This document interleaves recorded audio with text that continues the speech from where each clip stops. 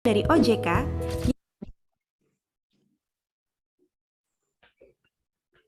Antara. Seiring kemajuan pada tahun 2019 yang memperkuat komitmen dalam menjalankan tata kelola perusahaan yang baik dan meningkatkan kepercayaan publik. Amarta kini telah menyalurkan pendanaan lebih dari 1,5 triliun rupiah kepada 300.000 perempuan tangguh dan menjangkau seluruh provinsi di Pulau Jawa, sebagian Sulawesi, juga sebagian Sumatera untuk dapat menjangkau seluruh provinsi di Indonesia. Agar seluruh perempuan tangguh di pelosok negeri dapat memiliki akses keuangan yang lebih mudah demi hidup yang lebih sejahtera, kami juga membutuhkan dukungan Anda. Mari menjadi Amarta, danai perempuan tangguh pengusaha kecil dan mikro di pedesaan untuk mewujudkan kesejahteraan merata bagi kita. Oke, kalau bisa ini. Indonesia. Sip, yang kedua ya teman-teman ya, sambil nunggu teman-teman lain. 3 menit aja. Oke, nama saya Putri Wahyuni, kira-kira 1 tahun saya bekerja di Amarta.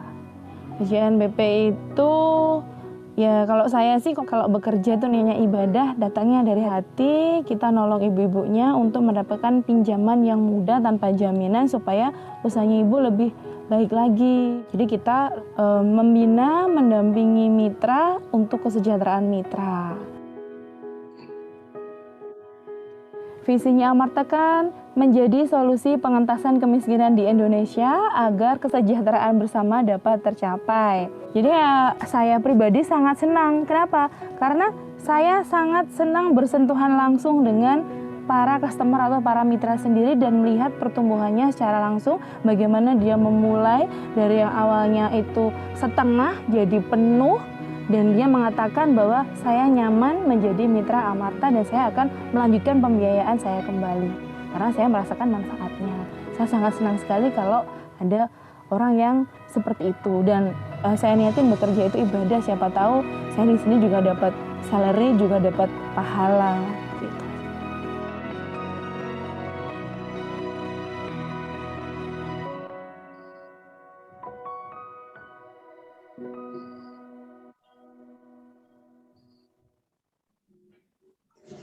Oke, baik teman-teman semua, selama sekitar 45 menit ke depan kita akan mendiskusikan tentang 5 hal ini ya. Yang pertama terkait dengan WFH, expectation and reality-nya seperti apa, terus juga wellness dimension, factors affecting stress, jadi faktor-faktor yang mempengaruhi stres, terus bagaimana manage-nya, terus hal-hal yang sederhana. Kalau bagaimana manage itu lebih kepada hal prinsip ya, tapi kalau life hack itu hal sederhana, aktivitas sederhana yang harapannya bisa mengurangi tingkat stres kita saat kita melakukan WFH. Baik teman-teman semua, nggak tahu nih, mungkin kita bisa sharing dulu gitu ya. Jadi di sini teman-teman yang WFH, ada yang nggak WFH mungkin, gitu ya. Terus pertanyaan berikutnya adalah siapa yang selama WFH itu merasakan stres gitu ya, merasakan tekanan yang berbeda atau ada kecenderungan negatif ya antara ekspektasi dan realita. Ekspektasinya gini, ternyata negatif, realitinya tidak seperti itu. Monggo silahkan di kolom chat ya.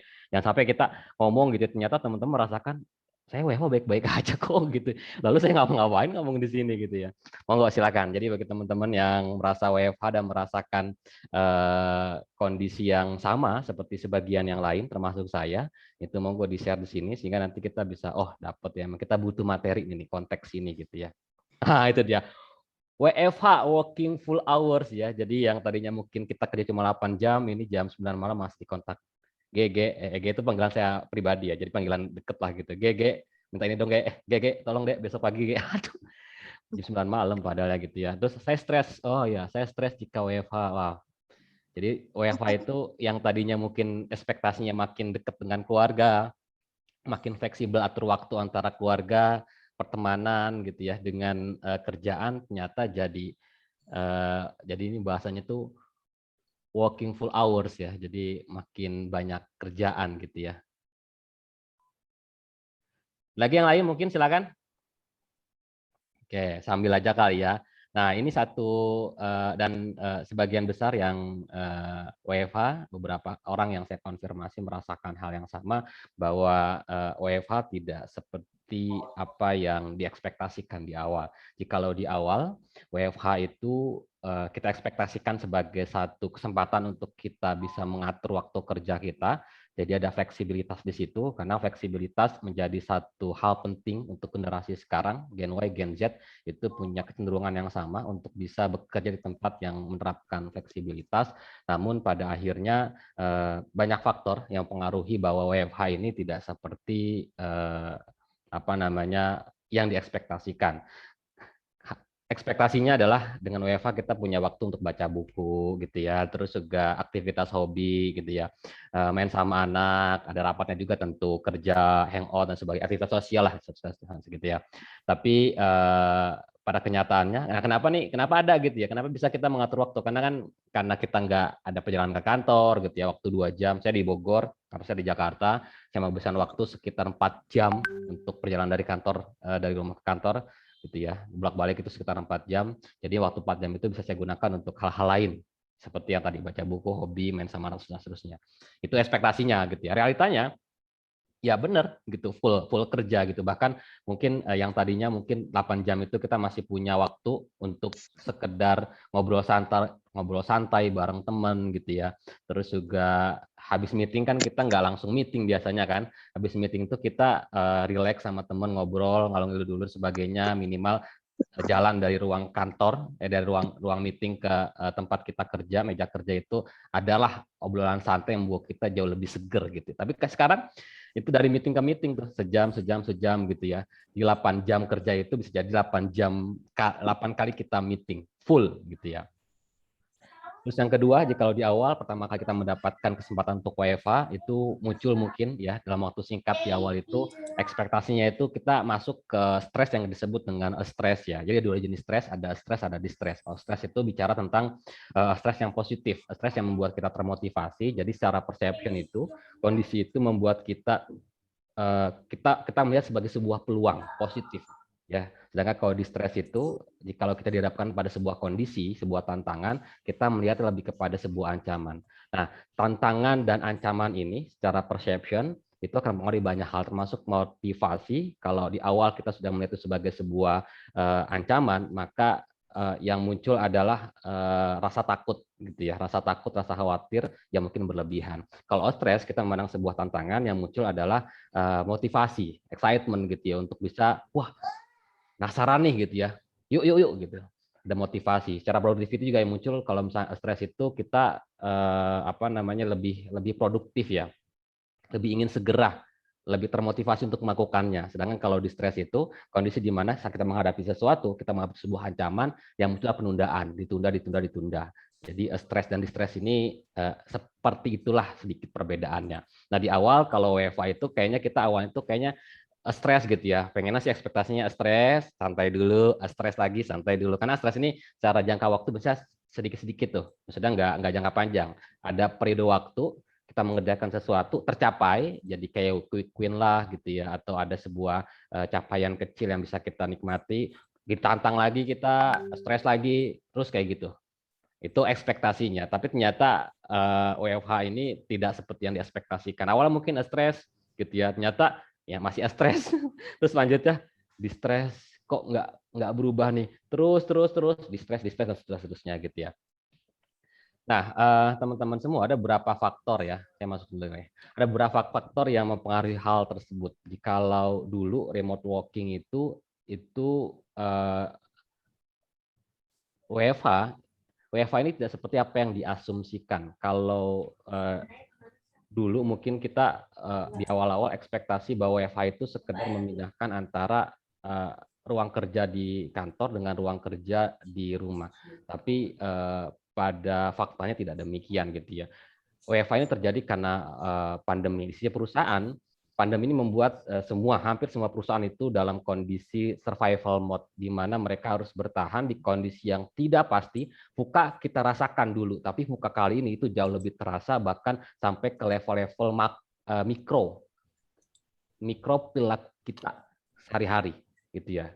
Ketidakpastian itu masuk ya. sampai ke pedesaan dan seterusnya gitu ya.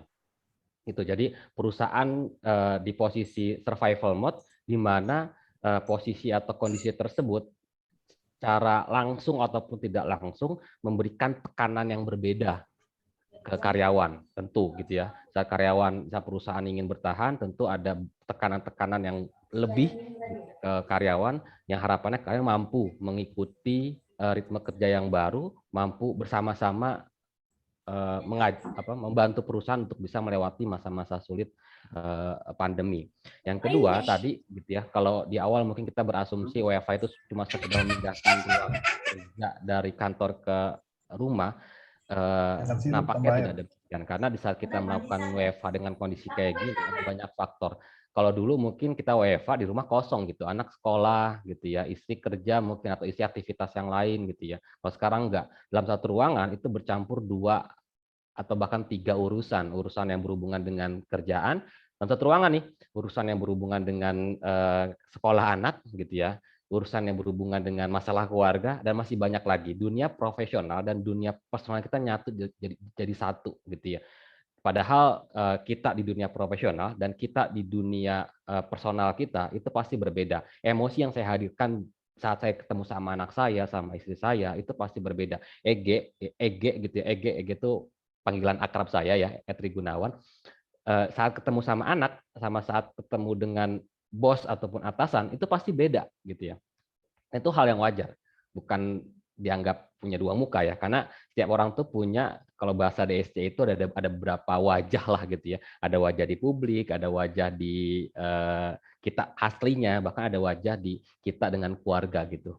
Itu. Jadi kita dan saat WFH itu bercampur tuh antara kehidupan pribadi, personal dan kehidupan profesional gitu ya. Kita lagi meeting tiba-tiba ada anak, emosinya emosi meeting, ketemu anak, wah bercampur. Anak dapat emosi meetingnya gitu kan beda, bercampur semua emosi dalam satu ruangan gitu ya. Belum lagi isu keluarga gitu, isu kesehatan keluarga gitu ya. Tambah lagi kalau misalkan kita punya satu dua kasus anggota keluarga yang nggak percaya COVID, nggak percaya vaksin, itu kan satu keanehan gitu ya, keajaiban. Padahal kalau bicara tentang pertahanan keluarga, ya satu orang yang nggak percaya, terus dia nggak peduli dengan kondisi yang ada, nggak jaga prokes dan sebagainya, itu ya jebol gitu ya, jebol pertahanan keluarga. Banyak faktor yang membuat WFH ini tidak seperti apa yang kita idealkan di awal.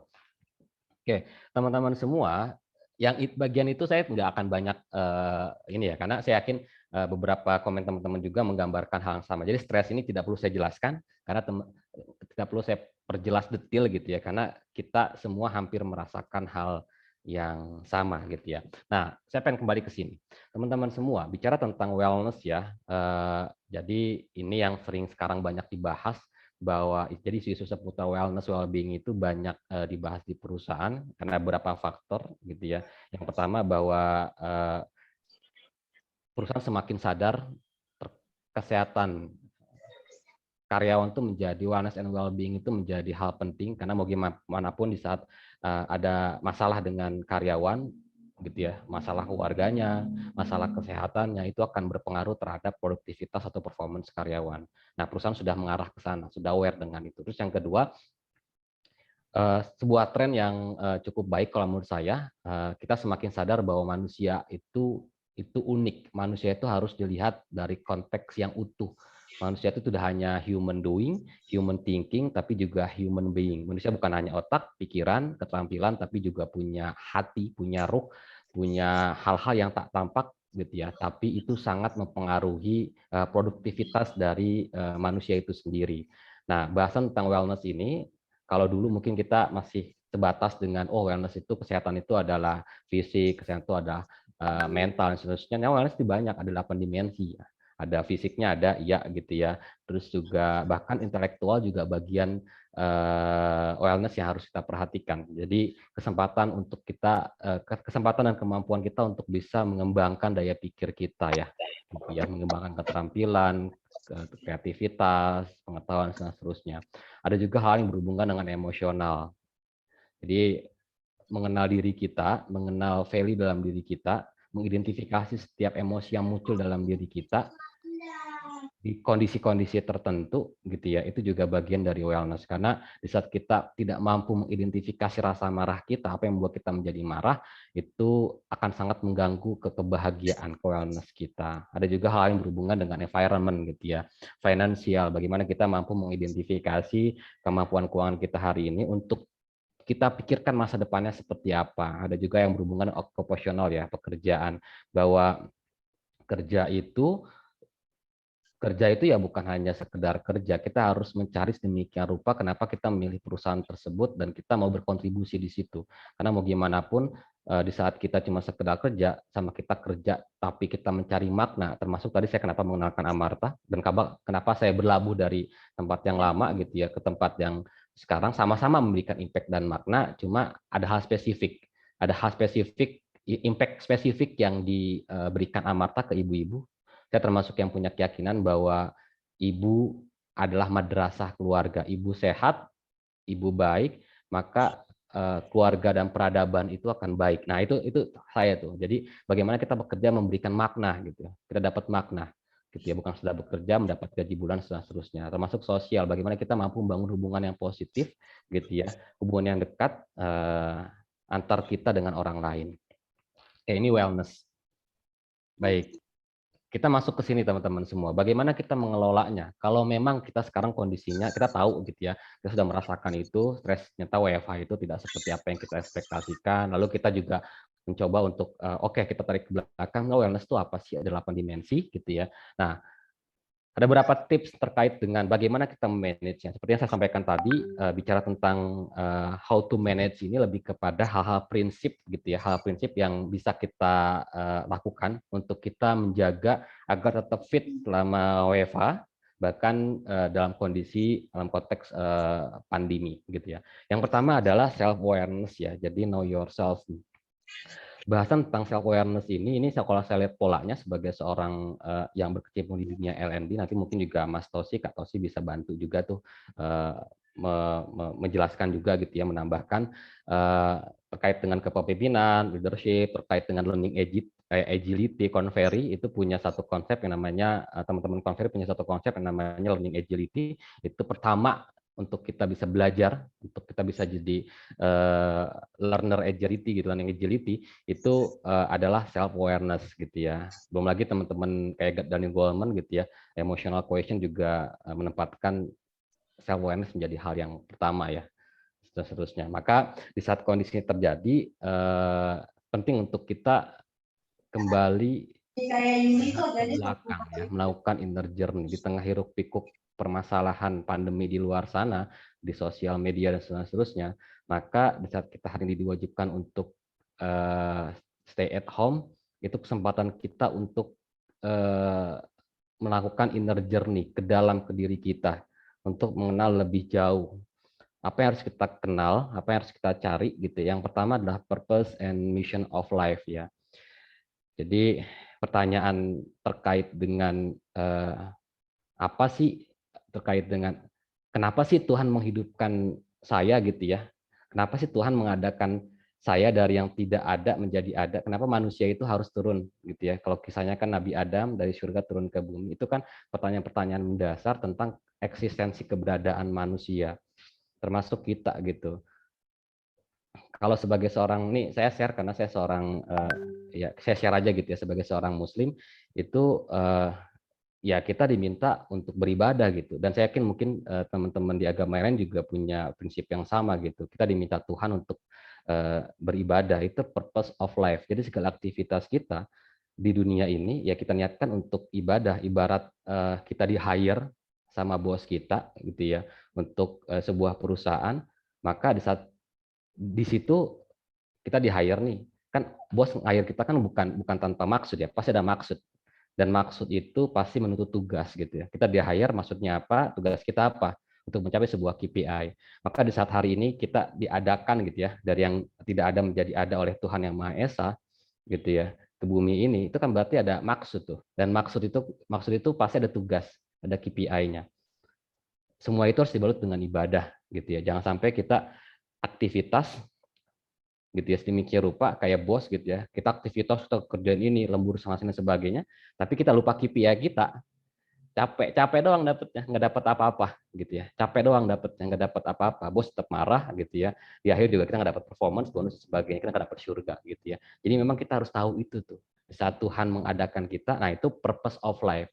Kalau mission of life itu lebih kepada purpose itu maksud tujuan kita untuk beribadah. Kalau mission of life itu lebih kepada kita ditugaskan untuk mengatur dunia ini gitu ya. Di bahasa itu kita tugas untuk mengatur dunia ini sedemikian rupa dengan peran-peran kebaikan kita. Gitu ya. Jangan sampai kita ada tapi adanya kita yang tadinya untuk ditugaskan untuk mengatur dunia itu malah jadi merusak dunia gitu. Nah, koneksi-koneksi seperti ini, konektivitas seperti ini akan membuat kita semakin atau mengurangi rasa galau kita di tengah ketidakpastian apa yang terjadi di sekeliling kita. Bukan itu terasa sekali, tapi di saat kita terkoneksi dengan sesuatu yang pasti, kenapa Tuhan menghadirkan kita, tugas kita di dunia sebenarnya untuk apa, itu akan membuat kita jauh lebih tenang gitu ya. Toh pada akhirnya kalau kita ngelihat sekeliling kita, tetangga meninggal gitu ya, berita duka itu bukan sekali 2 kali dalam 1 hari, itu bisa jadi 4 kali, hampir semua grup itu menceritakan yang sama, teror di mana-mana. Tapi kalau kita menyadari konektivitas itu, ya pada akhirnya kita juga meninggal gitu ya. Nah, itu yang pertama. Terus yang kedua, self awareness itu bicara tentang belief and value. Belief itu mungkin bagi teman-teman yang belief it agak kesulitan untuk membedakan antara belief and value. Belief itu bicara tentang keyakinan benar, salah, baik dan buruk ya. Kalau value itu bicara tentang tentang penting dan nggak penting. Contoh sederhananya, masyarakat kita itu hampir semua belief bahwa kejujuran, ya bahkan masyarakat dunia, kejujuran itu sesuatu yang baik, yang benar, ya. Tapi kenapa di tengah masyarakat kita masih ada orang yang nggak jujur, masih banyak orang yang korupsi? Karena jujur itu hanya dalam tataran belief itu baik, tapi tidak ke tataran value itu penting. Maka di saat kita mampu mengidentifikasi, kalau belief mungkin hampir semua dalam tatanan sosial yang sama, itu beliefnya hampir sama gitu ya. Tapi hal yang kita anggap penting ini masing-masing orang berbeda, tergantung dari background-nya, pengalamannya, pendidikannya, kisah masa lalunya, pengalaman dan seterusnya, itu mempengaruhi seseorang melihat sesuatu itu penting atau tidak. Maka mengetahui penting tidaknya sesuatu, mengidentifikasi value dalam diri kita, itu akan membuat kita jauh lebih tenang, jauh lebih bisa meregulasi diri kita. Karena marahnya kita sesungguhnya teman-teman semua itu bukan karena marah sekedar marah gitu, tapi ada sesuatu yang tersinggung di situ. Apa yang tersinggung di situ? Sesuatu yang kita anggap penting kita sebut dengan value. Maka bisa kita mampu mengidentifikasi value kita. Yang pertama, kita mampu mengkomunikasikan ke orang lain. Karena nggak mungkin kita mengkomunikasikan tentang diri kita, tentang value kita agar orang kenal kita kalau kita sendiri nggak mengenal diri kita. Maka di saat kita mampu mengidentifikasi value kita dengan mudah dapat berkomunikasi dengan orang lain. Bahwa saya punya value ini, gitu ya. Baik itu ke orang lain atau dengan istri dan sebagainya. Saya punya value ini jadi kebiasaan saya juga. Saya sering banget bilang di awal tuh saya punya value ini. Kenapa? Karena kalau value ini disinggung sama pasangan saya, sama teman saya dan seterusnya, saya akan tiba-tiba marah gitu. Secara otomatis saya akan marah gitu. Nah, itu jadi mengidentifikasi kalau kata Daniel Goleman itu yang pertama self awareness, yang kedua self regulation. Semakin pintar, semakin bagus kita mengidentifikasi tentang diri kita, value dalam diri kita, itu akan semakin mudah kita melakukan regulasi dalam diri kita. Tadi berkomunikasi tentang value atau kita menjauhi potensi orang-orang atau potensi kondisi yang mampu menyinggung value kita. Gitu. Kalau kata Daniel Goleman itu self awareness, self regulation, sehingga muncul motivasi. Jadi mengenal diri itu, mengenal purpose and mission of life, mengenal value dalam diri kita itu akan menimbulkan satu motivasi yang kita nggak perlu ke ruang training gitu ya. Saya selalu meyakini kita nggak perlu dapat atau kita nggak perlu mengikuti training motivation kalau kita mampu mendefinisikan purpose and mission of life kita, termasuk hal-hal penting, hal-hal yang kita anggap penting di dalam dunia ini. Motivation ini akan membangun empati, kalau kata Goleman ya. Empati ini akan membangun social skill, bagaimana kita mampu berkolaborasi dengan orang lain. Pada dasarnya orang yang tidak selesai dengan diri sendiri, ya self awareness-nya bermasalah, sehingga self regulation-nya juga bermasalah, motivasinya rendah, apalagi empatinya, itu tidak akan pernah mampu untuk berkomunikasi atau berkolaborasi dengan orang lain gitu ya. Nah, bicara connectivity ini bukan hanya bicara tentang konektivitas ke sesuatu yang pasti, yaitu Tuhan Yang Maha Esa gitu ya, tapi juga ke perusahaan kita di kondisi yang tadi perusahaan dalam kondisi survival mode, maka penting untuk kita kembali merefleksikan gitu ya, melihat irisan antara apa yang kita anggap penting gitu ya, value dalam diri kita, purpose and mission of life kita, dengan apa yang kita kerjakan di perusahaan. Kalau bahasa teman-teman HBR di sini, Harvard Business Review, dia mengatakan ada 4 motivation traps at work gitu. Yang pertama adalah values mismatch. Motivasi atau demotivasi itu terjadi di saat karyawan tidak mampu mengiriskan, menghubungkan antara aktivitas mereka keseharian di perusahaan itu dengan mission statement perusahaan atau apa yang sedang dikejar sama perusahaan. Di saat karyawan mampu mengiriskan itu, maka seberat apapun tantangan di perusahaan tersebut, motivasi akan terus berkembang. Karena apa yang dia kerjakan itu akan bernilai lebih dari sekedar masalah hitung-hitungan gaji. Maka di saat kondisi kayak gini, gitu ya, kita bisa melihat nih, atau kita bisa memilih perusahaan-perusahaan yang memang mampu menarik atau mampu mengkoneksikan kita itu ke hal yang sifatnya ke hal yang sifatnya tadi ya. Jadi mengiriskan antara value perusahaan dengan value dalam diri kita. Oke, itu yang pertama ya, masalah know yourself and rebuild connectivity.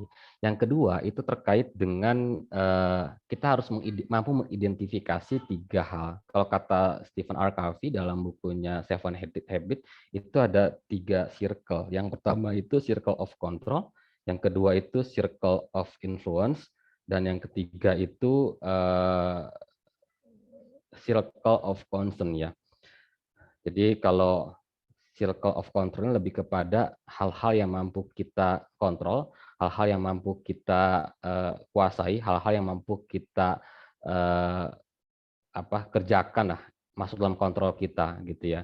Sedangkan kalau circle of influence itu circle yang kita mampu mempengaruhinya, tapi keputusan akhirnya bukan di kita, tetap di orang lain. Kita hanya mampu memberikan masukan, memberikan nasihat, memberikan pendapat, dan seterusnya. Tapi ada juga yang namanya circle of concern gitu. Kita tidak mampu mempengaruhi, apalagi mengontrol, dan itu lebih banyak di tengah-tengah kita gitu ya. Sosial media itu, saya sempat sampai sekarang saya uninstall sosial media, karena banyak hal yang menjadi concern saya, tapi di luar kontrol sama pengaruh saya gitu. Itu nyiksa sih gitu ya.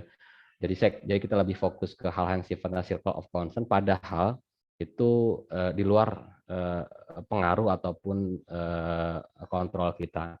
Mengidentifikasi apa yang masuk ke circle of control, influence, and concern itu membuat kita jauh lebih step by step dalam mengerjakan sesuatu. Karena di saat kita melihat satu kondisi dan kita identifikasi ini apa yang menjadi kontrol kita, apa yang menjadi influence kita, apa yang menjadi concern kita, baik itu hal-hal yang sifatnya pribadi, urusan keluarga, personal, atau hal yang sifatnya profesional kita kerja, itu akan memudahkan kita untuk memilih langkah awal yang bisa kita kerjakan guna mengurai ya, bergerak dulu lah untuk guna mengurai permasalahan. Karena dengan begitu kita bisa memulai, tentu kita mulai dengan circle of control ya, hal-hal yang bisa kita lakukan. Stres itu terjadi saat kita memikirkan jauh di luar kontrol kita, gitu ya, memikirkan orang lain, memikirkan sesuatu yang besar padahal itu juga di luar kontrol kita. Mulai dari diri sendiri dulu gitu ya. Nyambung ke yang kedua terkait dengan realistik ya. Jadi kedua itu kita harus realistik dan mindful. Realistik, kenapa realistik? Kita harus realistik bahwa WFH kali ini bukan WFH yang sedang memindahkan antara ruang kerja di kantor dengan ruang kerja di rumah, bukan. Tapi banyak faktor yang membatasi kita, gitu ya. Tentu online sama offline beda. Ya, kita bisa berkomunikasi, kita harus beradaptasi dengan kondisi online, berkomunikasi online. Tapi memang pasti ada keterbatasan antara online dibandingkan dengan offline. Kita harus realistik melihat itu, gitu ya, menurunkan ekspektasi di tengah pandemi, itu akan membuat kita jauh lebih santai, jauh lebih jauh lebih mengurangi kemungkinan stres ya. Termasuk teman-teman semua, ini ada satu teknik atau tools yang kita sebut dengan brain dump ya. Ini lebih kepada bagaimana kita mengontrol, bagaimana kita menghandle overthinking kita gitu ya. Di tengah kondisi saat ini itu khusus teman-teman yang mungkin secara karakter sudah punya potensi untuk overthinking, di kondisi kayak gini semakin overthinking gitu ya, terkait dengan banyak hal yang kita pikirkan. Wah, ini kerjaan belum, wah ini anak gimana, seterusnya, ini istilah, banyak lah gitu overthinking. Maka salah satu tools yang bisa kita gunakan untuk mengurangi overthinking adalah dengan brain dump ya. Apa itu brain dump? Kita keseharian prinsip utamanya adalah setiap hari kita diminta untuk menuliskan apa yang terlintas di pikiran kita gitu ya. Tuliskan aja dulu gitu. Dengan kita menuliskan itu, kita mampu mengurangi kemungkinan overthinking gitu ya. Jadi kemungkinan beban-beban dari apa yang dipikirkan gitu ya di kepala kita. Tulis saja dulu gitu ya. Tulis. Terus yang kedua adalah dari apa yang kita tulis itu, yang banyak itu, yang berseliweran lintasan pikiran itu, kita pilih hal-hal yang harus kita kerjakan, to do. Yang ketiga itu gratitude, dari apa yang kita pikirkan, dari apa yang harus kita kerjakan, itu hal apa yang patut kita syukuri. Karena salah satu faktor yang mempengaruhi overthinking adalah ketidakmampuan kita untuk bersyukur atas kondisi yang ada. Jadi jauh ke depan mikirnya, padahal apa yang kita lakukan hari ini, apa yang kita terima hari ini, itu juga hal yang patut kita syukuri. Rasa syukur itu membuat kita lebih tenang. Yang keempat adalah kita diminta untuk menyusun 3 priorities dari apa yang sudah kita tuliskan di poin yang kedua ya, to do. Nah, teman-teman semua, yang berikutnya adalah di saat ini nyambung juga ya. Jadi di kondisi yang sekarang ada gitu ya, banyaknya kerjaan, tuntutan kerjaan semakin tinggi gitu ya, maka penting untuk kita mampu menyusun skala prioritas. Salah satu tools yang bisa kita gunakan untuk itu adalah Action Priority Matrix, di mana matrix ini adalah sumbu Y-nya impact, sumbu X-nya effort. Nah, di kondisi saat ini kita harus mampu mengidentifikasi hal-hal ataupun tugas-tugas atau pekerjaan yang dia itu low effort tapi high impact. Kenapa ini menjadi prioritas? Yang pertama, di saat kita mampu mengidentifikasi mana yang low effort tapi high impact, yang kemungkinan bisa kita capai dalam waktu yang lebih singkat gitu ya, karena low effort, bisa kita berhasil melakukan itu, maka muncul rasa percaya diri. Yang rasa percaya diri muncul dari keberhasilan kecil. Keberhasilan kecil tersebut, yang pertama tadi meningkatkan rasa percaya diri, terus yang kedua akan mampu meningkatkan rasa percaya orang lain ke kita, akan terbangun trust orang lain ke kita. Trust orang lain, trust orang yang diberikan ke kita itu menurut penelitian yang berbeda dari Paul Jezak terkait dengan neuroscience of trust, dia mengatakan kepercayaan orang lain ke kita itu akan meningkatkan produksi hormon oksitosin dalam diri kita. Jadi kepercayaan yang orang berikan ke kita itu akan meningkatkan produksi hormon oksitosin. Apa tuh hormon oksitosin? Hormon oksitosin itu hormon cinta, di mana seorang ibu mampu bertahan di tengah hidup matinya saat melahirkan, itu karena adanya hormon ini. Dan hormon itu kita produksi. Maka di saat kita punya bos ini percaya sama kita, walaupun tetap dikontrol sedemikian rupa, itu kita kerja enak aja tuh, gitu, senang aja gitu, bahagia aja. Itu kan ada hormon itu, hormon oksitosin. Itu dari penelitian Paul Jezak, saya baca dari salah satu artikel di HBR ya, Harvard Business Review. Itu jadi mengidentifikasi mana high impact dan low effort itu mampu membantu kita untuk mengurai masalah, termasuk menikmati setiap tahapan-tahapan di tengah hiruk-pikuk banyaknya pekerjaan gitu ya. Nah, baru setelah itu jangan putus sampai di quick wins ya, karena bisa jadi quick wins itu oke, cuma kalau terfokus di quick wins itu kita tidak menghasilkan sesuatu yang jangka panjang, legacy. Karena mau gimana pun tadi ya, kalau bicara tentang sesuatu yang lebih besar lagi, kita bekerja bukan sekedar ya udah gitu ya, tapi kita ingin bangun legacy, membangun kebermanfaatan. Maka penting untuk kita masuk ke kuadran berikutnya terkait dengan high effort dan high impact. High effort nih kita butuh waktu yang lebih lama, cuma nanti hasilnya itu jauh lebih besar, tentu berdampak impact dibandingkan yang quick wins dan lebih fundamental jangka panjang. Oke, teman-teman semua, yang keempat itu find your support system. Sebelum ke situ, saya akan bahas satu teori dari ini David Sedaris ya. Saya baca dari dari blognya James Clear ya, yang mengusulkan satu teori tentang atomic habit. Itu bagus banget bukunya. Dia mengatakan dari The Four Burners Theory ini sebenarnya work-life balance itu nggak ada. Karena pada satu waktu, pada satu momen, kita pasti harus mengorbankan di antara 4 burners ini gitu ya. Apa itu? Family, friends, kesehatan, health, dan work gitu ya. Pada satu waktu, kita pasti diminta terpaksa untuk mengorbankan salah satu. Kalau dari The Four Burners Theory ini, untuk kita bisa optimal di satu burners, kita harus mengorbankan maksimal 1 gitu ya.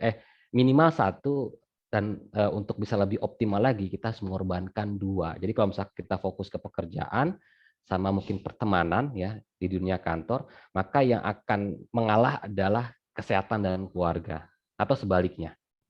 Gitu. Maka karena work life balance itu tidak ada, dan pada satu waktu kita harus memilih antara keempat burners ini, penting kita menemukan support system. Nah, support system ini bukan hanya dari sisi keluarga, tapi dari sisi perusahaan juga, dari sisi teman pekerjaan, coworkers.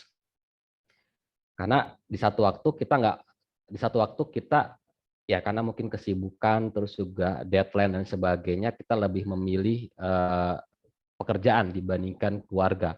Yang tadinya mungkin kita punya waktu senggang di Sabtu Minggu untuk main sama anak, jalan-jalan, dan seterusnya, akhirnya kita pilih untuk tidak sekedar untuk mengerjakan pekerjaan kantor. Nah, porsi ini penting sekali. Pertama, di saat kita mampu membangun ini, tentu dengan komunikasi yang baik, baik itu ke pihak keluarga ataupun pihak perusahaan. Di saat kita harus memilih salah satunya, komunikasi yang baik itu akan membuat orang di rumah tuh paham gitu. Orang di rumah tuh paham bahwa kita sedang mengerjakan, rasa pemahaman kita bahwa orang di rumah tuh paham kita sedang mengerjakan ini, itu akan mengurangi tingkat stres. Tingkat stres itu muncul di saat kita sedang capek-capeknya mengerjakan apa yang dituntut oleh perusahaan, atau sebaliknya, tapi di sebaliknya lagi tuh, keluarga ataupun perusahaan tidak mampu memahami kita gitu. Jadi yang ini kenceng, yang ini kenceng gitu. Makanya penting untuk kita membangun support system dari komunikasi yang baik itu sisi keluarga ataupun sisi perusahaan, agar pada satu waktu saat kita memilih memprioritaskan yang lain, maka yang lainnya itu bisa memahami gitu. Oke, nah terakhir tadi sudah belajar, kita sudah dari hal yang fundamental terkait dengan self awareness, terus juga dari situ kita mampu memanage atau mengelola pekerjaan kita, skala prioritas, skala of concern, sebagainya itu. Yang terakhir adalah untuk bisa menjaga itu semua, kita butuh kemampuan untuk mengatakan tidak, gitu ya, mengatakan tidak. Mengatakan tidak ini dari hal yang sangat mendasar sampai hal teknis terkait dengan pengelolaan pekerjaan. Hal yang paling mendasar itu apa? Pada satu waktu, sekali lagi ya, kita nggak bisa memilih antara keempat itu, kerjaan, kesehatan, terus juga pertemanan sama keluarga. Maka berkata tidak adalah ya kita harus jujur mengatakan ya kita harus memilih gitu. Kita pilih kesehatan atau keluarga. Kita pilih biasanya sih 2 ya, kesehatan sama keluarga ataupun pekerjaan sama pertemanan. Gitu. Kita harus memilih itu. Maka di saat kondisinya kita sedang memprioritaskan kesehatan dan keluarga, ajakan teman untuk ngobrol gitu ya, atau mungkin bahkan kita memilih untuk resign guna memprioritaskan ini, itu kan sebenarnya kan kemampuan kita berkata tidak gitu ya, tidak. Untuk saya tidak, saya sedang memprioritaskan itu. Tingkat stres itu muncul di saat kita di tengah-tengah, bingung, kita mau memilih mana. Itu hal yang mendasar. Yang kedua, ya teknis pengelolaan pekerjaan gitu ya. Di saat bos kita minta banyak hal gitu ya, 1, 2, 3 list pekerjaan yang harus kita selesaikan, maka saat kita mampu mengidentifikasi mana yang menjadi quick wins, mana yang jangka panjang, dan kita mampu mengkomunikasikan itu akan lebih baik. Di saat kita merasa ini jauh lebih mudah effortnya tapi high impact, impact-nya besar, dan kita komunikasikan itu akan lebih baik. Berkata tidak terhadap satu tugas, perintah, dan seterusnya, tapi dengan sebuah kemampuan memetakan antara low effort dan high impact, itu akan mampu akan akan memudahkan kita ya, akan memudahkan kita untuk bisa berkata tidak ke hal-hal yang high effort tapi low impact. Oke, terakhir ini mungkin sekarang sudah jam 20.20 ya, hampir 1 jam. Terakhir teman-teman semua, ini beberapa hal. Ini saya belum, ini karena spesifik ya. Jadi ini masih tilawah Al-Qur'an dan capture ayat ya. Teman-teman juga mungkin yang non-muslim bisa sesuai dengan kepercayaan dan kitab sucinya masing-masing. Kalau saya gitu ya, untuk bisa terus terkoneksi dengan sesuatu yang pasti di tengah ketidakpastian gitu ya, di tengah hiruk pikuk ketakutan, kecemasan yang luar biasa, tilawah, baca Al-Qur'an gitu ya, baca kitab suci dan meng-capture setiap ayat yang saya baca random aja gitu. Tiba-tiba seakan Allah itu menentukan, Allah tuh mengarahkan kita untuk membaca satu arti, yang arti dari ayat tersebut itu relate banget dengan apa yang sedang terjadi di kondisi saya gitu. Jadi dengan kita tilawah dan meng-capture ayat, itu salah satu cara kita untuk terus terkoneksi ke sesuatu yang pasti, yaitu Tuhan Yang Maha Esa. Terus yang kedua, ngobrol ini gitu ya, itu katarsis yang paling efektif untuk merilis stres kita. Ngobrol, walaupun kita ngobrol aja nih, nggak dapat solusi apa-apa dari apa yang kita obrolkan, itu sudah merilis stres gitu ya. Apalagi kalau misalnya kita ngobrol gitu ya, terus kita terbiasa menggunakan pertanyaan-pertanyaan terbuka untuk bisa mengeksplorasi. Saya sama istri punya kebiasaan gitu ya untuk ngobrol, dan kita prinsipnya harus menggunakan pertanyaan-pertanyaan yang terbuka gitu ya. Nah, pertanyaan-pertanyaan terbuka itu mampu secara tidak langsung membuat, pertama, tentu merilis stres kita, terus yang kedua itu seakan mendapat insight gitu untuk menemukan solusi atas permasalahan kami. Gitu. Terus yang kedua, get regular exercise, karena exercise itu mampu menghasilkan hormon endorfin, hormon yang membuat kita jauh lebih happy ya. Terus jangan lupa diselipkan humor di setiap aktivitas. Saya tuh punya kebiasaan, saya tipe orang yang jayus sebenarnya, saya punya banyak tebak-tebakan gitu ya. Dan itu turun sama anak saya gitu, karena saya kadang suka tanya ke dia tebak-tebakan yang ternyata dia jadi istilahnya itu apel buah gitu ya, tidak jatuh tidak jauh dari pohonnya gitu ya. Sempat pada satu waktu ditanya, ya sendi apa yang menyakitkan? Dia kira saya nggak tahu, itu kan tebak-tebakan istilahnya anak buah atau murid nggak bisa melewati guru lah gitu ya.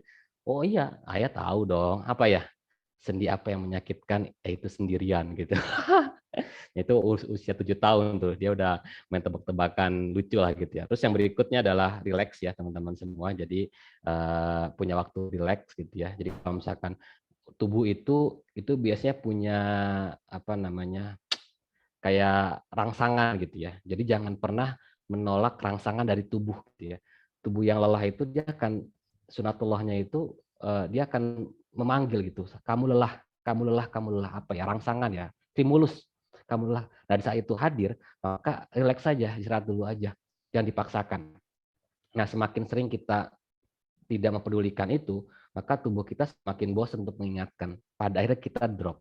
Padahal kalau itu kita hiraukan, istirahat sejenak aja, 15-30 menit, itu akan membuat kita jauh lebih produktif gitu ya. Terus get hobby and something different ya. Jadi di saat kondisi PPKM 4 kemarin kan rumah makan sudah buka tuh, sedangkan hari-hari biasa mungkin masih sepi. Itu saya biasanya cari tempat makan baru sambil buka laptop gitu ya, sepi, prokes tetap terjaga. Dia melakukan sesuatu yang baru yang kita jauh lebih refresh gitu ya. Oke, Itu mungkin dari saya, Kak Tosi, kita masuk ke Q&A ya. Monggo silakan. Oke, terima kasih Kak Indra. Paparannya yang cukup bagus, bukan hanya konsep tapi juga banyak hal-hal. Saya juga sambil nyatet. Ini saya sharing apa yang apa yang saya pelajari dari sesi yang cukup padat ini. Makasih Kak Indra. Oke, di kolom chat ada satu pertanyaan dari Kak Odi, room 3. Pertanyaannya adalah bagaimana cara mengatakan tidak? Ini terkait sama yang terakhir tadi ya, learn to how to say no. Bagaimana cara mengatakan tidak secara asertif kepada tim yang working from office? Karena sulitnya working from home dianggap, nah ini dia nih, balik lagi persepsi, dianggap lebih santai daripada yang working from office, maksudnya gitu ya. Terima kasih Kak Indra. Silakan. Iya, kalau ditanya, to be honest, saya nggak punya pengalaman ya, karena selama kerja di 2 tempat, Bukalapak dan yang sekarang di Amarta, itu semuanya WFH. Saya belum menghadapi kasus seperti ini, tapi secara prinsip komunikasi menjadi salah satu, komunikasi itu bisa jadi solusi semua masalah gitu ya. Jika kita mau mengkomunikasikan itu dengan baik, dengan jujur, dengan terbuka dan simultan gitu ya, terus menerus, maka orang jadi lebih paham apa yang kita rasakan gitu ya. Jadi jangan sampai zon-zon itu, buruk sangka itu membuat kita malah menjauh gitu. Karena seringkali di saat kita dihadapkan pada kondisi tersebut, itu kita malah menghindar gitu. Apa sih gitu, menjauhi gitu orang tersebut. Karena merasa itu jadi beban. Padahal di saat itu terjadi, malah kita harus hadapi, deketin gitu ya. Kita komunikasikan dengan baik kondisi kita bahwa WFH itu tidak seperti apa yang lu bayangkan gitu ya. Tetap aja gitu, WFH itu sama WFO sama-sama, bahkan dalam kondisi tertentu jauh lebih menantang gitu. Jadi diskusi, komunikasi itu harus terjaga antara teman-teman yang WFH ataupun WFH. Bahkan kalau memungkinkan, saya nggak tahu nih konteksnya seperti apa, tapi kalau memungkinkan beberapa perusahaan kan ada rolling ya, shift-shiftan tuh gitu ya. Kalau lu WFH di hari ini, ya besoknya lu WFO dan seterusnya. Kalau pekan lu WFO, berarti lu sekarang WFH dan seterusnya.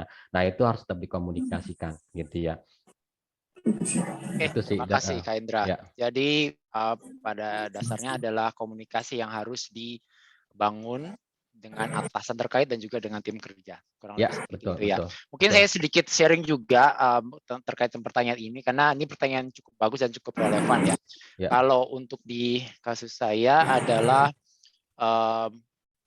bahkan sebelum pandemi ini memang mengenai persepsi ini harus dijaga dan harus dijelaskan dengan atasan yang terkait.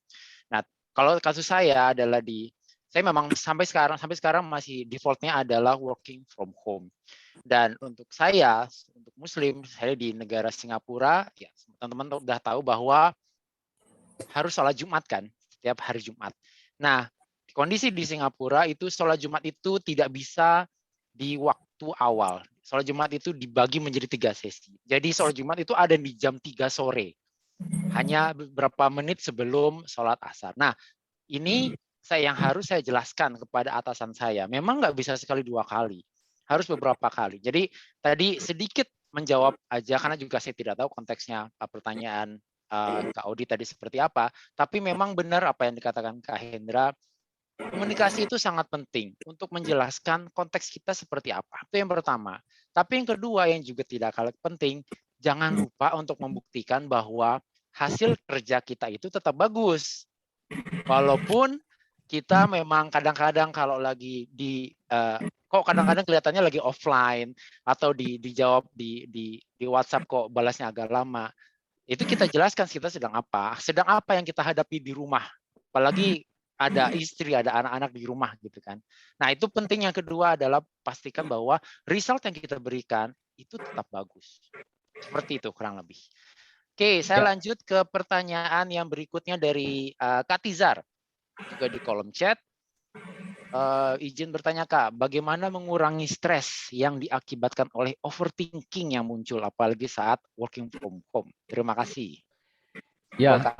Ya, tadi Kak Tizar ya, ada metode atau tools yang kita sebut dengan brain dump ya. Intinya kita bisa mengurangi overthinking dengan kita menuliskan apa yang terlintas di pikiran kita setiap pagi gitu ya. Kita kita tuliskan apa yang terjadi pikiran kita, itu hal yang sederhananya. Yang advance-nya kita bagi menjadi 2 kuadran tadi ya. Ada yang apa yang kita pikirkan semua dicatat, terus yang kuadran kedua itu dari apa yang kita pikirkan, kita catat apa yang kita ingin lakukan. Yang ketiga itu hal yang patut kita syukuri ya, gratitude. Hal yang patut kita syukuri itu juga dicatat. Dan yang keempat itu dari apa yang tadi kita harus lakukan, pilih 3 prioritas ya, hal yang harus kita lakukan. Sebenarnya sederhana di saat kita mencatat apa yang kita pikirkan, itu sedikit banyak akan mengurangi beban dari overthinking kita, karena kita merasa sudah kita catat, sehingga tinggal kita eksekusi aja, nggak akan takut untuk lupa ataupun lupa lah gitu ya. Itu mungkin Kak Tizar. Oke, terima kasih Kak Indra. Sekarang kita ke Kak Edwin. Silakan Kak, ada yang mau ditanya? Kak Edwin tadi mengangkat tangan. Mungkin ada yang mau ditanyakan? Oke, kita skip dulu. Ini ada yang angkat tangan juga, Kak Arnold. Ada yang mau ditanya? Atau kau pencet? Ya, ini memang walaupun kita udah setahun lebih pakai tools-tools seperti ini, masih ada aja gitu ya. Kita masih terus belajar bagaimana cara berkomunikasi melalui media sosial seperti ini. Oke, saya lanjut lagi ke kolom chat.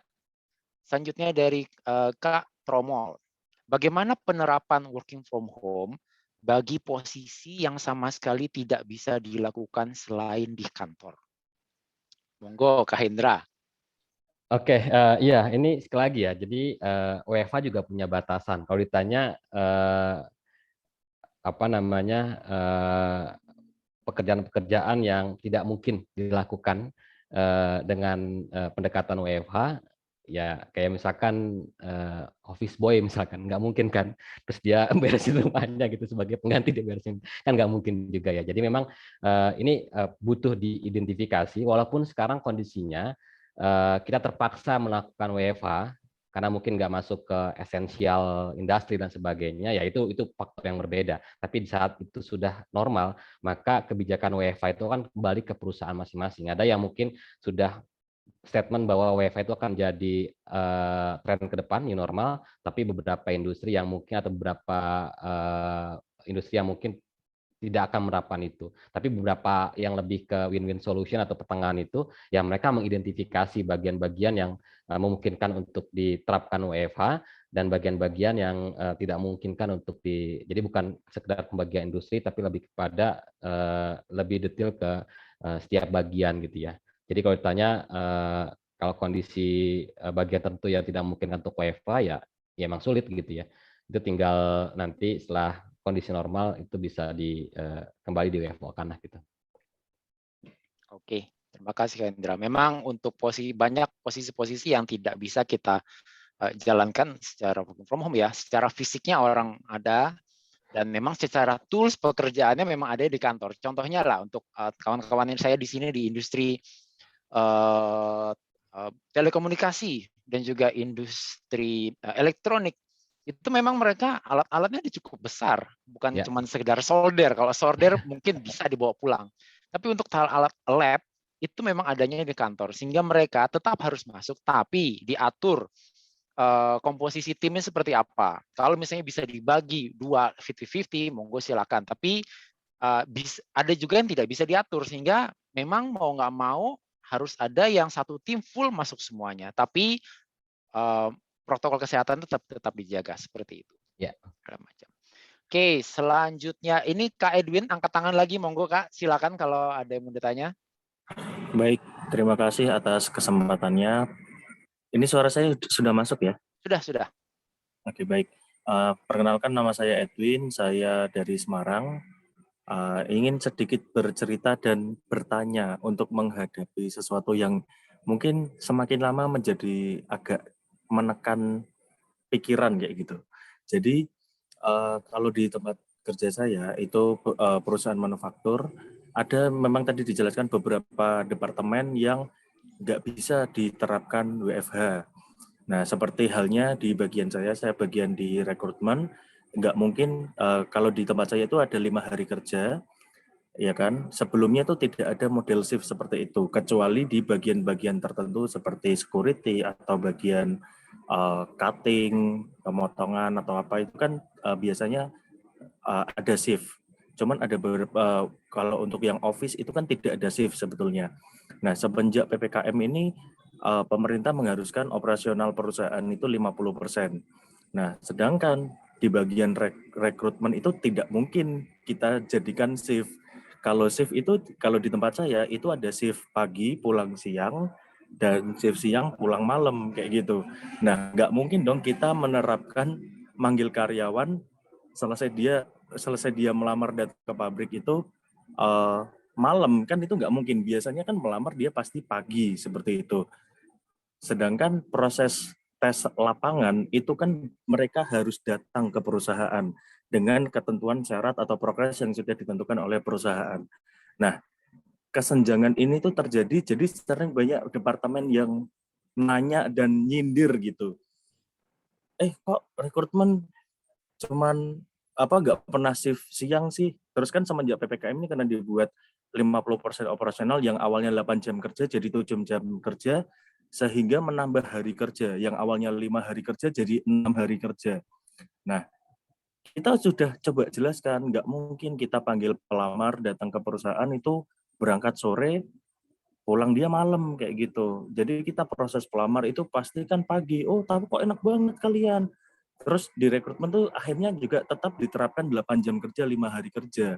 Dan mau nggak mau kita harus stay di office terus. Nggak bisa untuk WFH, kecuali rekrutmen yang dilakukan untuk kelas staff atau staff atau ke atas kayak gitu.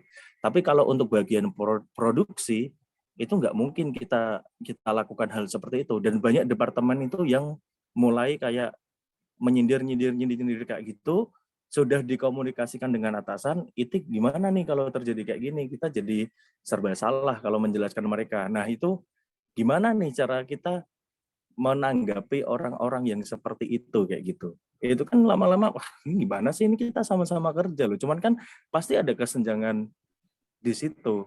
Wah kok lu cuman 5 hari kerja, gua aja 6 hari kerja kayak gitu. Gitu sih contohnya seperti itu, gimana caranya ngebinnya gitu. Terima kasih, saya Edwin. Assalamualaikum warahmatullahi wabarakatuh. Silakan Kak Hendra. Iya, ya, ini pertanyaan yang hampir sama dengan pertanyaan sebelumnya ya. Bagaimana menanggapi orang-orang yang menganggap WFH itu jauh lebih enak dibandingkan WFO, padahal WFH sama WFO itu sama-sama kerja gitu ya. Bahkan dalam konteks ini WFH jauh lebih menantang dibandingkan WFO ya. Pada diskusi kita maksudnya. Nah, ya tadi memang ini sangat tergantung dari culture ya. Jadi ini hal yang lebih mendasar lagi terkait dengan culture perusahaan gitu ya. Khususnya mungkin di manufacture itu dengan beragam latar belakang karyawan memberikan pemahaman seputar WFH itu menjadi menantang karena sebagian orang kalau bagi generasi milenial WFH itu remote working dan sebagainya itu ya mereka sudah terbiasa dengan bahasan itu karena mereka juga kadang-kadang istilahnya jauh lebih mudah untuk memberikan pemahaman seputar remote working, WFH ke generasi milenial ya karena mereka juga istilahnya bukan bahasan yang baru lah, tapi kalau misalkan perusahaan dengan latar belakang karyawan yang diverse, beragam gitu ya, latar belakang pendidikan, usia dan sebagainya memang jauh lebih menantang. Tapi memang sejauh ini dua hal tadi sampaikan sama Kak Tosi juga. Yang pertama komunikasi gitu ya. Komunikasi ini bisa dibangun ke atas terlebih dahulu ya. Jadi kalau di bawah itu kan diverse banget tuh orang-orangnya, yang kita nggak bisa menyamakan pemahaman yang sama ke bawah gitu ya. Karena saking beragamnya tuh orang-orang di bawah. Tapi kalau kita mampu meyakinkan orang-orang di atas kita gitu ya, dan tentu meyakinkan itu pertama dengan komunikasi, terus yang kedua dengan hasil karya gitu, dengan prestasi.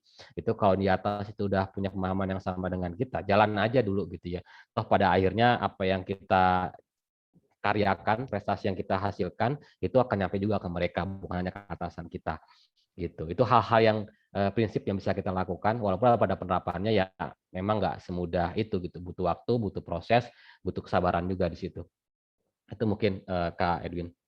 Oke, terima kasih Kak Indra. Lanjut ke kolom chat lagi, ada pertanyaan bagaimana cara menaikkan trust atasan terhadap karyawan yang working from home? Ya, ada satu buku bagus banget terkait dengan trust ya. Itu Speed of Trust karya Stephen M.R. Covey, itu anak Stephen Covey, itu bagus banget, Speed of Trust. Nah, di situ dijelaskan bahwa eh, trust itu harus bermula dari self trust ya. Jadi ada self trust, ada 5 jenis trust lah. Self trust, relationship, terus juga organizational dan sebagainya. Tapi apapun itu harus bermula dari self trust. Apa tuh self trust? Self trust dibagi 2 dimensi. Yang pertama itu dimensi karakter, yang kedua itu dimensi kompetensi. Nah, karakter tuh dibagi 2 lagi tuh. Itu terkait dengan intent, niat, dan integrity, gitu ya. Terus yang kedua untuk yang kompetens itu dibagi 2 lagi. Yang pertama tuh kapabilitas, kemampuan kita untuk menyelesaikan masalah, kompetensi dan sebagainya ada di situ, gitu ya. Yang kedua itu terkait dengan result. Maka tadi disampaikan sama Kak, kalau kita yang membangun kepercayaan, maka penting untuk kita membuktikan hasil karya kita, gitu. Maka dalam konteks ini, bagaimana cara meningkatkan trust atasan terhadap karyawan yang WFH? Kita harus memberikan pemahaman dulu bahwa trust itu nggak ujuk-ujuk ada. Trust itu harus dibangun. Nah, termasuk bagaimana bawahan itu mencoba untuk membangun trust ke atasannya dengan cara membuktikan, ya, dengan cara membuktikan bahwa walaupun dengan WFH mereka tetap produktif. Dari mana lihatnya? Ya dari hasil kerjanya, dari KPI-nya, gitu. Jadi satu sisi kita memberikan trust sebagai sebuah bentuk rasa nyaman untuk membentuk rasa nyaman karyawan ke kita, gitu ya. Kita sampaikan, saya trust ke kamu, gitu ya.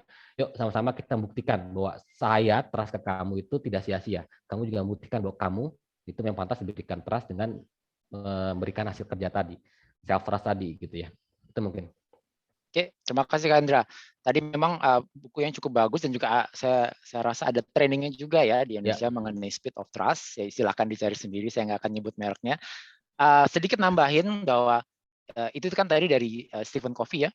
Dari Blanchard juga ada trust model yang bisa kita gunakan juga, bagaimana how to build trust itu disingkat menjadi ABCD. Apa aja tuh ABCD? Yang A-nya itu adalah able. Able ini kaitannya dengan kita harus mendemonstrate kompetensi kita, buktikan bahwa memang kita kompeten dari segi ilmunya, dari segi eksekusi dan lain-lain. Tapi nggak cukup sama di situ. Ada BCD berikutnya. B-nya itu adalah believable. Ini kita harus act with integrity. Kita harus punya integritas. Tadi nyambung juga dengan speed of trust yang tadi ya, karakter dan juga kompetens. C-nya adalah connected. Artinya apa? Supaya kita bisa menjadi orang yang dipercaya, kita harus care about others. Jadi C-nya adalah care. Dan terakhir D itu adalah dependable, bahwa kita menghargai komitmen orang lain. Nah, dengan melakukan ABCD ini, sedikit demi sedikit kita akan membentuk kepercayaan orang kepada kita. Jadi benar tadi apa kata Kak Hendra, trust itu harus dibangun. Trust itu nggak bisa dengan mudahnya diberikan orang lain. Kita harus membuktikannya. Nah, itu membentuknya. Lalu bagaimana, sedikit nambahin juga ya, masih dari Blanchard juga, kalau kita kan pada realitanya ada kalanya kita kemudian melakukan kesalahan kan, dan kadang-kadang bukan cuma sekali, beberapa kali, sehingga orang itu kemudian menjadi turun level trust-nya. Terus gimana dong? Atau bahkan mungkin hancur sama sekali. Apakah sudah kiamat? Enggak juga ternyata. Jadi ada cara-cara untuk meregain, membentuk, merebuild lagi trust itu. Caranya adalah dengan melakukan 3A. Kalau tadi ABCD untuk membentuk, sekarang untuk merebuild-nya adalah dengan 3A. Apa aja itu? Yaitu acknowledge. Kita harus akuin bahwa kita melakukan kesalahan. Namanya juga manusia, pasti pernah melakukan kesalahan, bahkan sering. Yang kedua apa? Apologize. Apalagi kita sebagai orang Indonesia, ini sudah merupakan hal yang biasa. Kalau di Barat, di dunia Barat, ini memang agak sulit untuk meminta maaf. Di Indonesia harusnya sudah menjadi sebuah kebiasaan untuk meminta maaf secara tulus. Yang ketiga, A-nya apa? Act. Artinya apa? Kita harus benar-benar membuktikan bahwa kita ingin memperbaiki keadaan.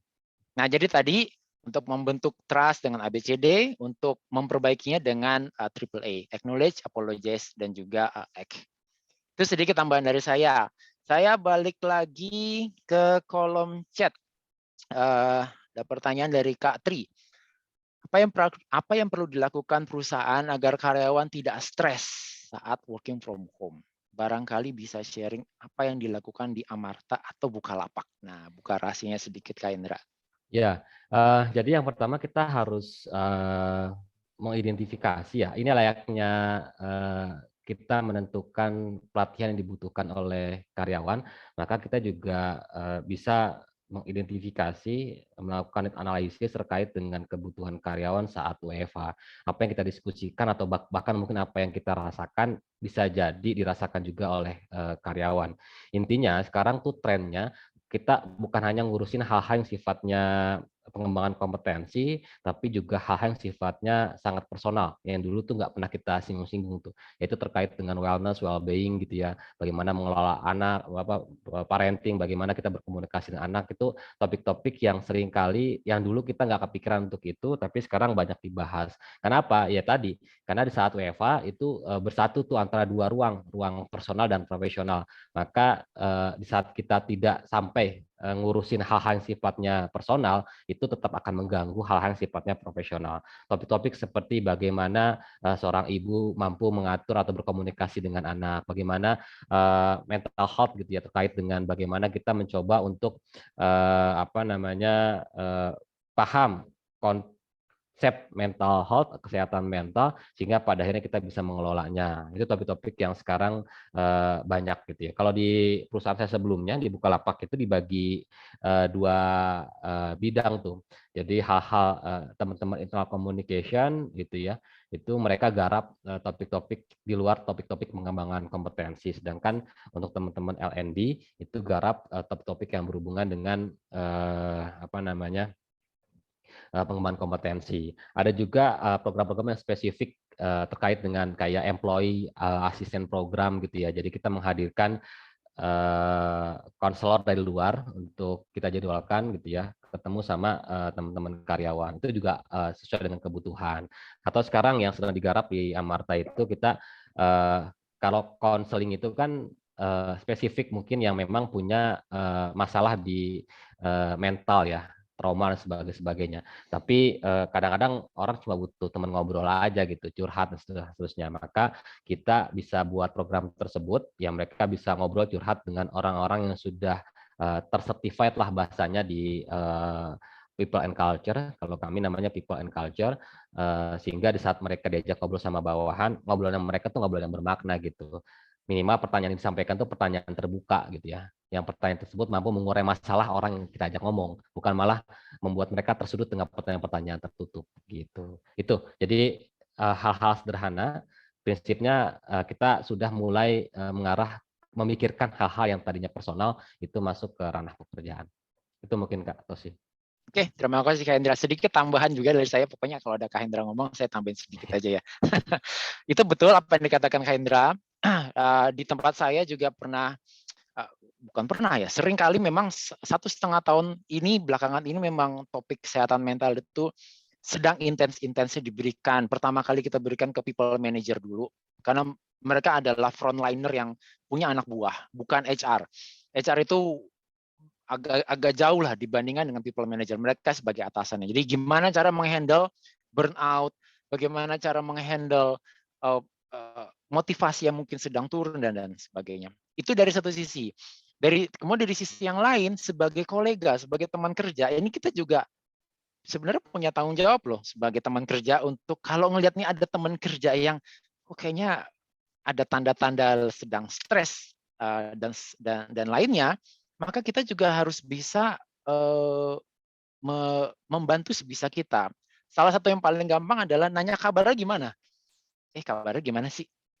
Mana kabar gitu. Biasanya sebelum pandemi nanya apa kabar itu sebagai sesuatu yang biasa ya, apalagi untuk orang Indonesia. Tapi sudah pandemi ini, believe it or not, menanyakan apa kabar itu adalah sebagai pembuka pintu bahwa kita care ke orang lain, kita ke teman kerja kita.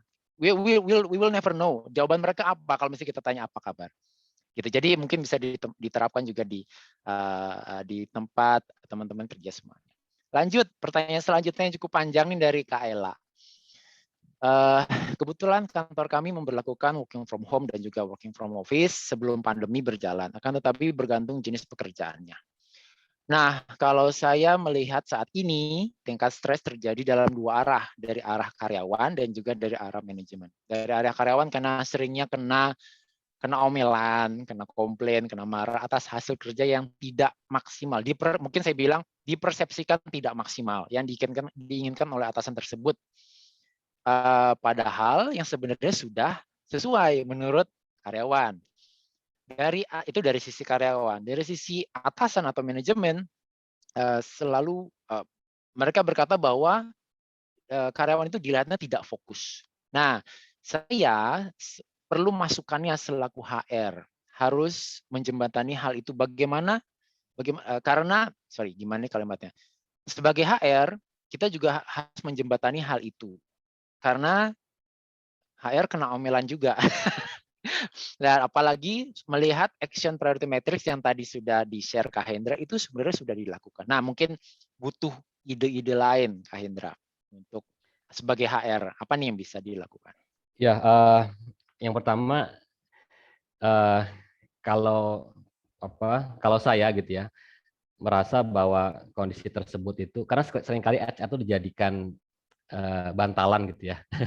Kalau ada masalah terkait kinerja karyawan itu ya bantalannya HR. Padahal kinerja karyawan itu sebagian besar harusnya menjadi tanggung jawab dari bosnya ya, dari atasannya. HR hanya bangun sistem sedemikian rupa dan memberikan modal berupa pelatihan atau kompetensi yang diharapkan, tapi pada saat bagaimana kinerja itu tercapai, itu tugas atasan lah sebagai people managers yang mampu, yang harus mendorong gitu ya, memberikan support sedemikian rupa agar si bawahan itu mampu mencapai kinerja gitu ya. Karena di saat mindset itu sudah dapat, apa yang terjadi di bawahan, bahwa apa yang terjadi di bawahan itu menjadi tanggung jawab atasan juga, maka atasan itu mencoba untuk mencari sedemikian rupa, ambil bagian, ambil peran untuk bisa mengatasi masalah tersebut. Jangan cuma sekedar minta gitu. Ini minta dong diurusin gitu ya. Emang kita ya, tapi itu kondisi yang ideal sekali gitu ya. Ideal sekali yang mungkin di sebagian kita masih punya tantangan di situ. Nah, tapi kalau ditanya bagaimana gitu ya. Yang pertama sebenarnya satu pola journey yang saya rasa cukup positif gitu ya di perusahaan saya yang lama. Saat WFH itu kita ngejar beberapa mandatory training. Yang pertama itu, kenapa kita ngejar itu? Karena itu jadi kayak hal yang fundamental, yang kalau itu minimal di awal secara pengetahuan, knowledge itu didapat oleh seluruh karyawan, itu akan membuat resonansi yang terjadi, dinamika yang terjadi, yang itu bikin resonan gitu ya, di tengah kondisi pandemi di awal itu akan sedikit mengurangi getarannya, resonansinya. Apa itu? Yang pertama itu mindset, yang kedua itu speed of trust, yang ketiga itu OKR. Kenapa mindset? Karena tadi di tengah kondisi pandemi perusahaan itu harus survival mode, maka segala kebijakan yang muncul bisa jadi aneh, bisa jadi menantang, bisa jadi di luar pikiran sebelumnya, tapi itu hal yang harus kita kejar juga gitu. Itu mindset. Jadi ada kita prinsipnya bedah buku lah sebenarnya, bukan bedah buku lah. Jadi dari buku yang ada, kalau mindset kan dari Prof. S. Carroll Dweck ya, yang kalau tadi Speed of Trust dari Stephen McCovey, itu juga ada OKR dari John Doerr. Itu kita kupas tuh jadi mandatory training. Baik yang sifatnya bukan offline, virtual training, virtual sharing session, ataupun sifatnya e-learning ya, itu kita buatin. Nah, yang kedua speed of trust, bahwa trust itu harus dibangun. Nah, pemahaman karyawan seputar trust itu harus dibangun, itu akan memudahkan kita memberikan pemahaman kalau lu belum dipercaya sama bawahan lu gitu ya. Coba lu cek lagi tuh, masalahnya di mana gitu. Coba cek apa yang lu belum lakukan, antara apa yang lu belum penuhi dari dari 2 dimensi dan 4 bagian utama dari self trust itu tadi ya, intent, integrity, terus juga capability, sama satu lagi itu result, dicek. Jadi kita bisa membangun diskusi-diskusi yang positif, yang konstruktif dengan dasar pemahaman mindset yang sama gitu ya. Seputar mindset itu sendiri, speed of trust, dan yang ketiga itu OKR. Kenapa OKR? Karena selama ini perselisihan itu muncul karena kita tidak punya standar yang sama untuk menilai kinerja seseorang. Gitu ya. Harapannya di saat kita punya standar yang sama, karena Bukalapak pakai OKR gitu ya, maka perdebatan perform tidak performnya itu clear dari situ, tercapai tidaknya itu clear dari situ. Maka di saat memang nggak tercapai, ya udah jelas nggak tercapai, maka diskusinya akan jauh lebih positif dibandingkan kita nggak punya standar yang sama. Ya kalau ditanya, mungkin ketiga hal itu penting untuk dibangun di teman-teman, khususnya kalau pengen yang lebih instan itu ya di OKR itu. Ini ada ukuran kinerja nggak? Bisa kita mengatakan nih orang nggak perform gitu ya. Itu mungkin. Oke, terima kasih Kak Indra. Jawabannya oke. Saya mungkin dapat tambahin sedikit lagi untuk Kak Ella ya. Tadi apa yang bisa dilakukan HR? Yang salah satu yang bisa dilakukan adalah membentuk atau memastikan lagi adanya tim value yang disepakati di tim tersebut. Misalnya nih untuk tim sales atau untuk tim marketing atau untuk di tim purchasing misalnya ya. Kan pasti kita ngelihatnya di unit-unit tertentu. Itu pastikan bahwa ada value yang memang disepakati khususnya selama pandemi ini. Karena tentunya mungkin berbeda antara sebelum pandemi dan selama pandemi, ada value-value yang perlu ditinjau ulang lagi. Value apa? Mungkin bisa disummary-kan aja, disimpulkan aja 3 value utama tim ini yang disesuaikan juga dengan value perusahaan tentunya. Misalnya nih tentang ketepatan waktu atau misalnya tentang komunikasi. Tapi harus sedetail mungkin. Nah, ini harus dikomunikasi di tim tersebut. Pastikan ini dua arah. Ini dari tim maunya begini, dari atasnya mau gini. Terus klub cari jalan tengahnya gimana. Dan itu disepakati dijalani. Kalau misalnya tidak jalan, mungkin kalau ada sanksi, monggo silakan. Kalau misalnya dijalankan dan perlu apresiasi, monggo silakan juga. Jadi ini penting juga untuk membentuk adanya team value supaya sinkron semuanya. Gitu. Karena tadi pertanyaannya terkait dengan persepsi dua arah yang belum nyambung dalam tanda kutip.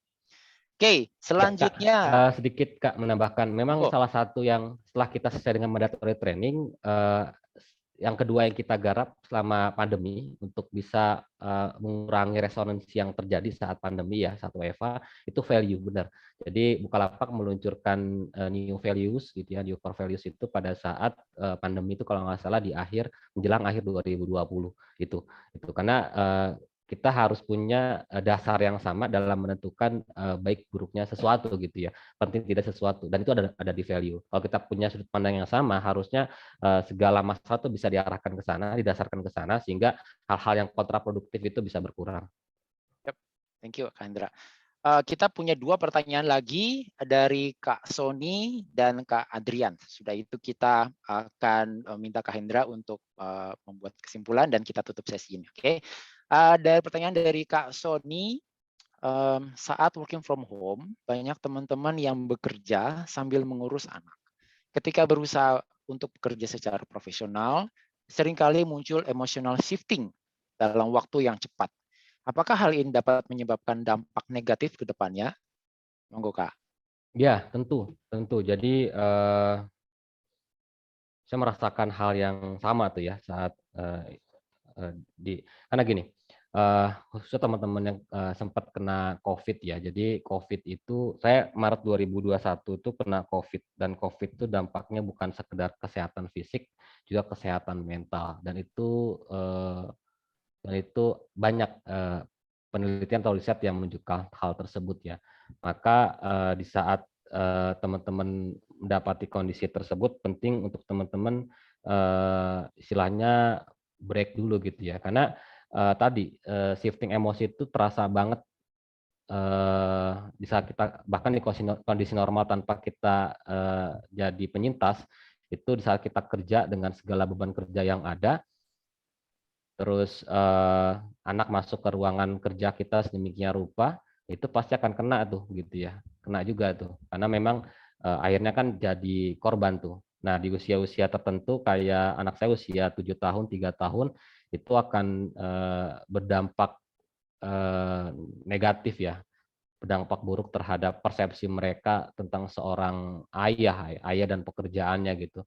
Jadi bahwa karena kerja ayah jadi jahat gitu, itu bahaya sekali tuh kalau muncul seperti itu gitu. Itu ruangan kerja orang jahat tuh. Kalau dari situ paling marah-marah, itu bahaya sekali. Maka penting untuk teman-teman banyak istilahnya mawas lah kalau kondisi itu sudah terjadi, penting untuk bisa banyak-banyak diskusi, karena bisa jadi kita nggak merasa bahwa itu terjadi, tapi orang-orang sekitar kita, anak kita, istri kita merasakan shifting emosi yang luar biasa dari ini. Nah, kalau itu sudah terjadi, penting untuk teman-teman banyak-banyak komunikasi lah gitu ya. Dengan komunikasi tersebut teman-teman lebih paham bahwa itu terjadi karena masalah itu yang paling berat adalah kita nggak sadar masalah itu ada gitu ya. Sadar dulu aja itu masalah ada, sehingga kalau misalnya kita sadar kita bisa mengkomunikasikan hal tersebut baik itu ke atasan ataupun ke keluarga kita. Terus kalau saya pribadi saya buat perjanjian gitu ya.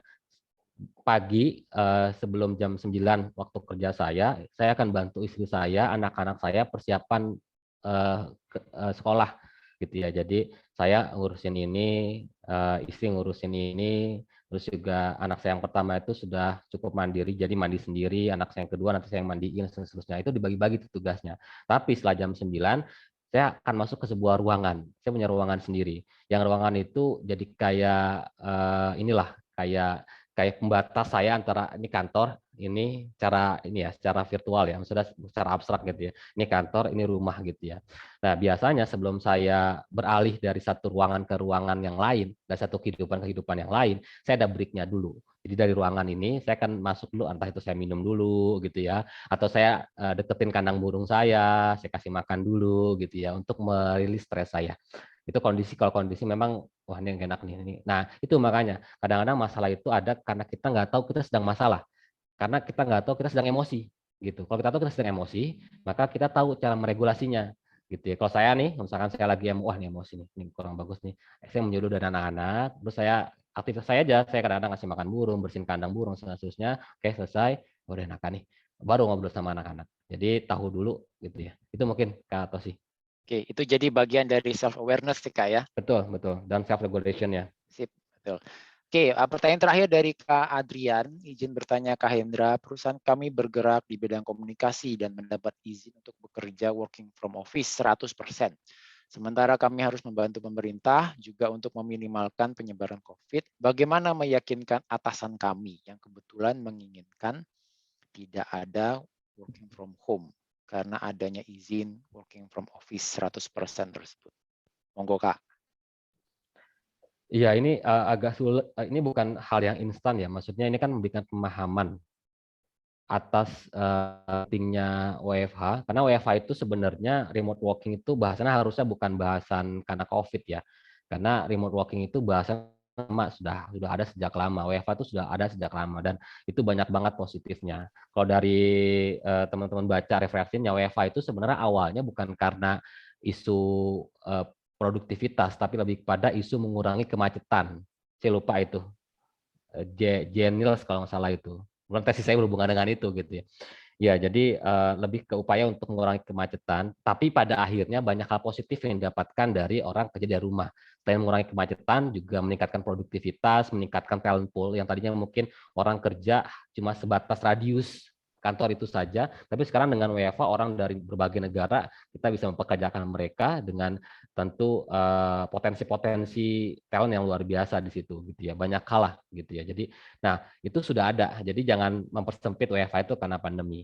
Nah bahasan-bahasan itu juga harus dibangun tuh bahwa WFH itu bukan hanya karena pandemi, khusus harusnya itu bisa jadi tren bukan hanya dalam konteks new normal, tapi dalam konteks pengembangan strategi perusahaan ke depan. Tapi emang itu bahasannya bukan bahasan saya 2 hari gitu ya, yang bisa dibangun terus bos tiba-tiba mengizinkan untuk WFH, bukan. Itu bahasan yang lama yang butuh strategi, yang butuh pembuktian sedemikian rupa agar mereka aware dan menganggap, karena kan mau gimana pun yang namanya bisnis tetap bisnis gitu. Maka pendekatan untuk bisa masuk ke mereka ya pendekatan bisnis, pendekatan angka, data, statistik gitu ya. Bahwa dengan WFH itu harusnya tidak mengurangi produktivitas.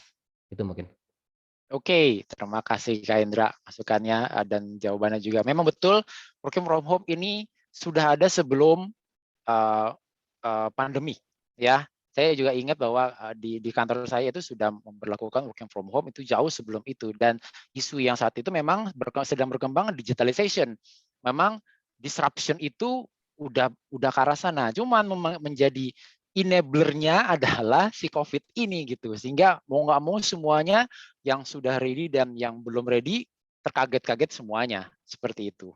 Ya, jadi memang tidak cukup hanya 1-2 tahun, ini butuh menyesuaikan mindset, terutama yang paling penting adalah mindset si pemilik usaha itu sendiri dan juga tentunya para karyawan.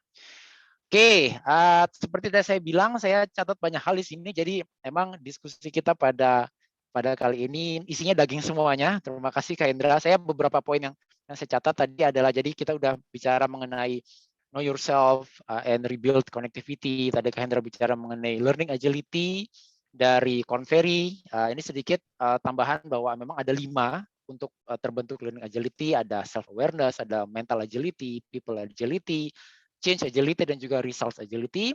Kemudian digabung juga dengan Daniel Goleman dengan emotional intelligence-nya, ada self awareness, social awareness, kemudian ada self management, dan terakhir ada relationship management. Kita juga bicara mengenai circle of control ya. Jadi ada circle of influence dan juga adalah circle of concern. Sebisa mungkin kita fokus kepada circle of influence kita. Apapun yang bisa kita kontrol, apapun yang bisa kita influence. Tapi bukan ke arah yang kita tidak bisa kontrol di sana. Kemudian juga kita belajar mengenai brain dump, dia cukup bagus. Ini hal yang saya baru pelajari juga. Kemudian kita belajar mengenai find your support system. Ya, jadi gimana cara kita membangun support baik secara personal maupun profesional. Bicara mengenai 4 burner juga. Dan terakhir adalah learn to say no. Hal-hal yang baru saya pelajari di sini adalah tadi udah saya sebut brain dump. Kemudian saya belajar juga 4 burners, life hack for reducing stress, itu cukup bagus Kak Indra. Jadi izin nanti saya copy untuk diri saya sendiri. Dan terakhir kita juga bicara mengenai bagaimana caranya membangun trust di kondisi pandemi seperti ini dan juga kondisi-kondisi lainnya. Ingat, hal-hal yang kita bicarakan saat ini bukan hanya kita butuhkan saat pandemi, tapi juga di post pandemi nantinya, sesudah pandemi kita butuh hal-hal seperti ini. Jadi terima kasih Kak Indra atas sharingnya yang sangat bermanfaat. Terima kasih kakak-kakak semuanya atas semangatnya untuk belajar dan sharing bersama. Oh ya, sebelum kita tutup, saya sudah taruh link untuk feedback di kolom chat. Mohon berikan kami feedback pada Human Capital for Us supaya kita bisa memperbaiki kualitas sesi kita ke depannya. Hanya ada 4 pertanyaan kok, nggak lama, nggak lebih dari 2 menit untuk menyelesaikannya. Kita juga mau foto bersama nih. Minta tolong Kak Tony untuk capture ya. Jadi kakak-kakak tolong diaktifkan kameranya. Oke, biar yang ganteng-ganteng, cakep-cakep kelihatan lah. Kan besok udah mau kerja harus semangat. Oke, Kak Tony silakan aba-aba ya.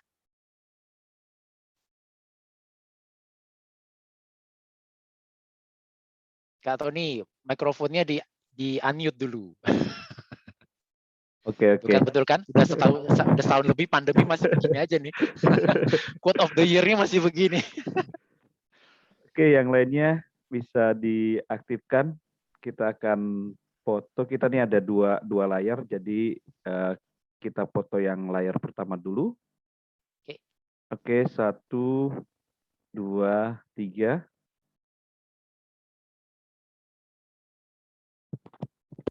Oke, sekarang yang kedua. Sebentar.